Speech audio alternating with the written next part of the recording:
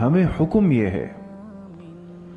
حکم یہ ہے کہ ہم کسی کو دوست بنائیں، کسی سے تعلق رکھیں، کسی سے مجالست رکھیں، کسی سے میل جول رکھیں، تو ہر آدمی اس قابل نہیں ہوگا کہ اسے میں اپنا دوست بنا سکوں۔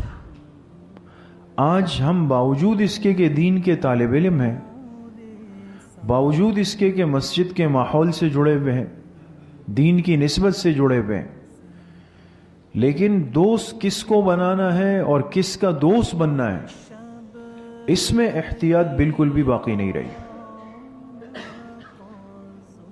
بالکل احتیاط باقی نہیں رہی۔ اور اس کا نقصان پھر یہ ہوتا ہے کہ اچھے باصلاحیت، استعداد والے، کمال والے، اعمال والے، اخلاق والے، آداب اور صفات والے، ان کو ہم نے اپنی آنکھوں سے ضائع ہوتے ہوئے دیکھا، ایسے ضائع ہوئے ہیں کہ انسان دیکھ کر کان پکڑ کے عبرت حاصل کرتا ہے۔ یہ مذاق نہیں ہے۔ اس لیے ہمیشہ اپنے لیے صحیح دوست کا، صحیح صحبت کا انتخاب کریں۔